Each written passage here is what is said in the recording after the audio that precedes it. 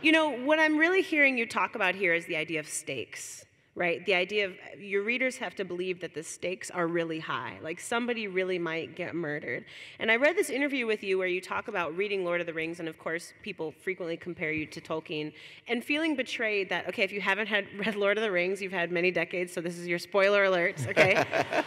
That after they throw the ring into the fires of Mordor and it's destroyed, right, that they come back to the Shire and the Shire is like getting sacked, right, the scouring of the Shire. And you talked about feeling betrayed, that the story didn't have a happy ending. But now you've gone on where basically all your you've become famous for writing iterations of the scouring of the Shire, right? And so it seems like part of what you're taking up for is the idea of keeping the stakes high. Yes, I do believe that. I mean, I read Lord of the Rings when it was first published in the United States, in actually the illegal pirated editions that Ace Books issued. But they were amazing books, and I couldn't get enough of them.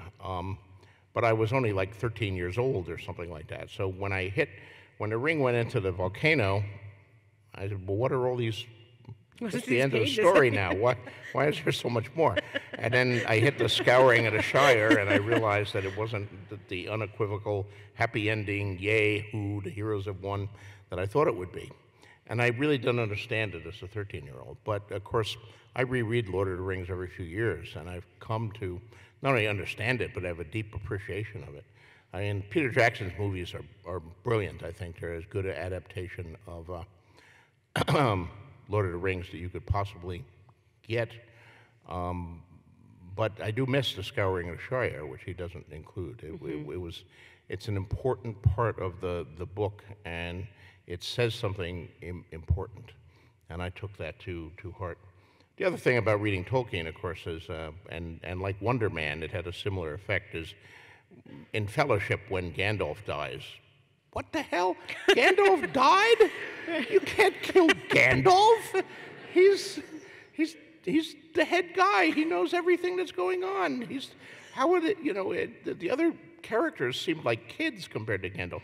The four hobbits and this They don't know what they're doing. They don't. Yeah. And I don't trust Boromir, and they're going to get it through somehow. Right. Now Tolkien later brought him back, which is he brought him back as like Gandalf 2.0. I know. I didn't like Gandalf to white. I preferred Gandalf to gray. I've always preferred gray characters to white characters. If Professor Tolkien was here, we could argue about whether Gandalf should have come back or not. Mm-hmm. But it had an enormous effect on me, killing Gandalf. Killing Gandalf also sets up in the second book when he kills Frodo. Oh my God, he killed Frodo. Frodo was supposed to be the hero. He was the ring bearer. Now Sam is the ring bearer. How's this going to work out? And that was a little bit of a feint too. But all of these things had an enormous effect on the young me, and they did raise the stakes. The minute you kill Gandalf, anybody can die. Then you're looking at the members of the Fellowship and saying, who are they going to kill next? We got several extra hobbits. They could go. Merry and Pippin, they get a little indistinguishable after a while, He didn't kill him. He didn't, but I was afraid he would. So that's the whole point, is to have the reader on the edge of his seat, and to not know what's going to happen. And that's something that I try to do in my books. There's especially in the scary parts or the battles, if you're really going into a battle, you would be afraid beforehand. You would have this deep, visceral fear. Are you going to survive the battle? I mean, nobody knows. And I want that experience for the reader. I want the reader to not just read the book, but to live the book, and to almost be afraid to turn the next page when suddenly the hero is surrounded by 6 big guys with axes. You shouldn't feel, oh, it's Conan, he's going to get out of it. Mm-hmm. 6 guys with axes, nothing. Mm-hmm. You should be terrified that these 6 guys with axes are going to hack you apart. And I guarantee you, if any of you leave this wonderful hall tonight and are confronted with 6 guys with axes, you'll be scared. Yeah. And we'll read about you in the Tribune tomorrow, how your hacked up body was found in an alleyway. All right, okay. So, So you mentioned the Wild Card series, which you've been editing for basically as long as I have been alive.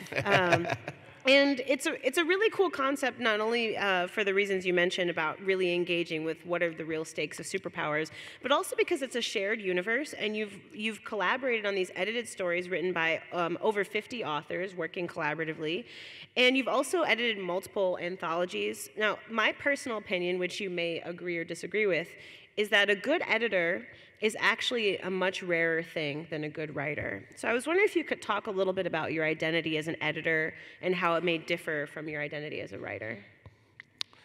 Well, I don't know if it's a rarer thing, but on some of the anthologies that I've done, anthologies like Dangerous Women, Warriors, Rogues, I had the great pleasure of working with Gardner Dozois, who unfortunately, one of my dearest friends in the field, he passed away last year. But Gardner was one of the greatest editors in the entire history of science fiction. He won the Hugo Award for Best Editor 16 times, which is pretty amazing. And working with him was on those books was incredible. I have edited other things. Wild Cards is a unique challenge because it is a shared world.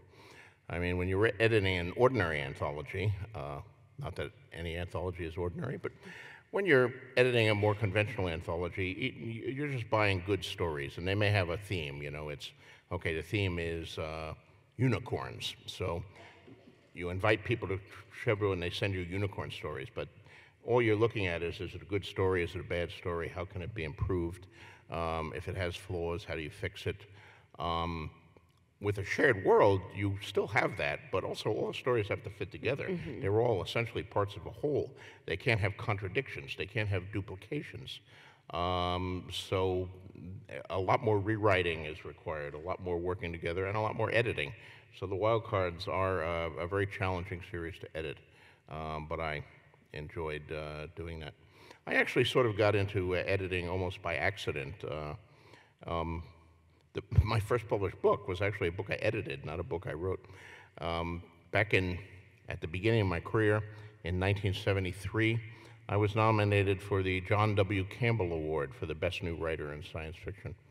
And that was a brand new award given for the first time in 1973. Campbell had just died in 1971. And I lost that award. It was the first of many awards that I've lost over the years in the field. But I was nominated, and it is a great honor to be nominated. The nominators picked me as one of the 6 best new writers that entered science fiction in the previous 2 years. At the time, there was an anthology called the Hugo Winners, and there was an anthology called the Nebula Awards book, but I wasn't nominated for them yet. But there was no anthology for Campbell Award nominees. And I thought there should be because it would be a guaranteed sale for me.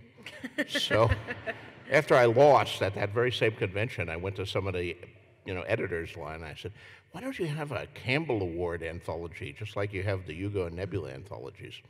And I thought, somebody famous would do it and I could sell them a story. It would be a guaranteed sale for me. Instead, they said, oh, good idea, you do it. So suddenly I found myself editing a book. I didn't know anything about editing books, but I learned on the fly, and I did 6 volumes of the series that would be called New Voices, ultimately. And that was my introduction to editing entirely by abstinence. So, watch out if you suggest anything to someone. They may say, hey, you do it. It's a good idea. And suddenly you'll find yourself working with some people.